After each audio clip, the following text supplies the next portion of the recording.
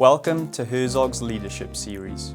Today, I'm joined by President of Herzog Energy, Ben Christian. Before joining Herzog, Ben worked for the San Diego Chargers and the Kansas City Royals. Thanks, Ben. Appreciate you joining it. Yeah. All right, so my first question for you is, what motivates you to pursue excellence at Herzog?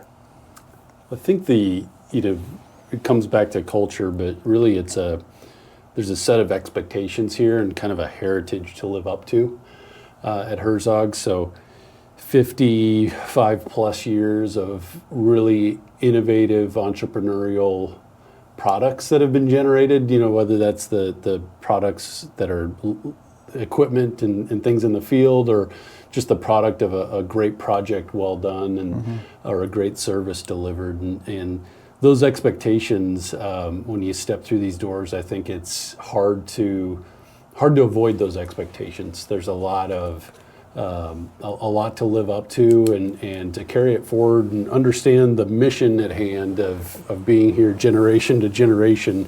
You've got to bring your own value to the table as well.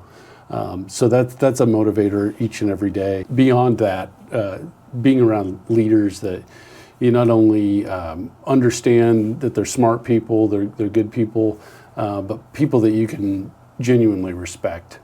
So, can you tell me the story of how you got to where you are today, from education all the way up? Yeah, born and raised in Iowa, grew up on a farm there, went to school for a little bit, got out of school to work in the political world, so worked on campaigns, on some private political action committees, did fundraising and research there.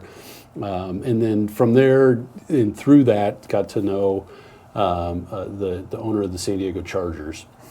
And got a kind of a career change that I didn't know I was necessarily interested in, but when the opportunity became available, I couldn't pass it up. So I moved to San Diego, and really it was a matter of just filling a need and finding ways to be valuable, ways to bring value to the organization. So had a number of roles there, whether it was marketing or sales, you name it.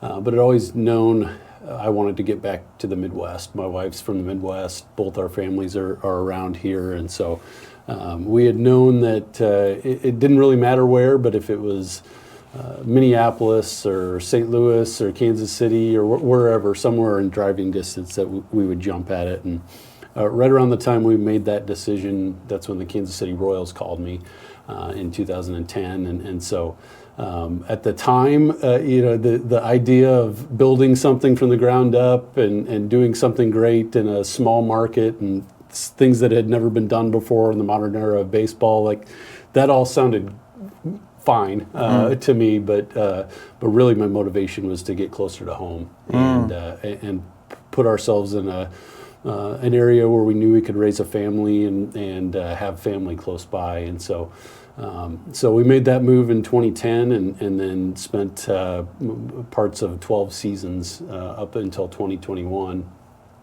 with the Royals, and had a number of roles there as well, and kind of grew with the organization as it grew. Had a great experience there. Fortunate enough to win 2 American League championships as well as a World Series title in 2015, and through that time had gotten to know Herzog as an organization. Got to know a number of people here, including Brad Lager, Stan Herzog as well, and really had admired and respected the people here and what they were about. And so when the opportunity arose in 2021 to pursue something, in the same way that the motivation to jump to the Royals was to be in the Midwest. Here it was, the role doesn't really matter. I need to be at Herzog. It's the right place and the right group of people to be around. What values or beliefs of yours do you attribute to your success as a leader? Yeah, I think it's it's kind of one and the same. It's how you treat people and how you treat yourself, so to speak. You've got to be honest about your weaknesses and honest with yourself on a number of levels. But if you're able to continually challenge yourself and be motivated to solve problems and be dependable, I don't know if that's a value per se, but it's something that has always served me well, of at least a mindset of I'm going to be helpful, I'm going to figure things out when they need to be figured out, and try and provide value wherever I can. What skills or abilities of yours do you attribute to your success as a leader? So we've identified behaviors and values. Now let's narrow down to like specifics that you've maybe picked up, learned, technical abilities maybe. One of the things that is, one we've already talked about, which is treat people like you'd want to be treated. I think it's the long-term vision for a company that's trying to be generational and perpetual. You kind of got to have that same mindset of, if I was to throw down and argue with you and burn a relationship, who knows what intersection we may have in the past or in the future at different companies or different points in our career. You name it. There's no telling when you're going to cross paths, and some of those things I probably learned the hard way, when or when not to. But I think that regardless of the circumstances you're going to encounter, if you treat people well and treat people like you'd want to be treated, when it comes time for that tough conversation or the whatever uncomfortable thing you've got to handle, either individually one-on-one with somebody or collectively as a group, you've built that trust, you've established that mindset that we trust each other, but we got a problem and now we got to deal with the problem. So let's get in there together and figure out how to solve the problem. What's a mistake you've made in your career, and what did you learn from it? Oh boy. You actually just touched on that. We're running out of time, but this would take all the time we have left and then some. So, for me, the things early on in my career, it's the inverse of a lot of what we touched on. So relationships, what does a professional relationship look like, and do you need to be friends, or do you need to be dependable for each other when you're working?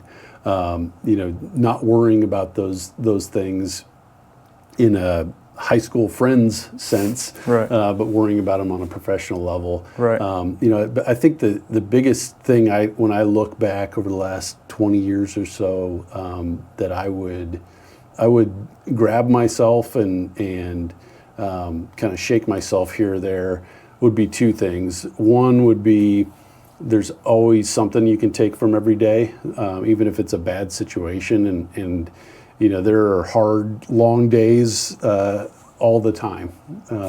We've even had a couple this week, over the last couple weeks too. You're always going to have those, but in hindsight now, looking back on a lot of those days, it's like, man, I missed that. I was in a bunker, and it was those were transformative moments. It doesn't feel like that in the moment, but having that perspective, I think at the time, I just go back 20 years. I just wanted to get through it, and get it over with and go to sleep. So that'd be one thing. Another thing, it would be not worrying too much in the moment about where you're at in terms of a career. I think the thing for me that really helped, and maybe it was a coincidence, but I don't think it was, is looking back on when my career really started to become fun and involve a lot of new opportunities, was when I coincidentally stopped caring about it, and stopped caring about I want to be this by this date. Right.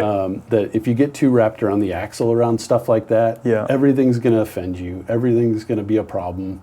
You're going to get paranoid and worried. And I can say that was me for at least some periods of my career where there were things I thought I wanted to do that I wasn't doing, that rather than just put my head down and solve problems every day and treat people well, that I probably got misaligned in terms of my focus. What advice would you give to someone who wants to be in your shoes someday?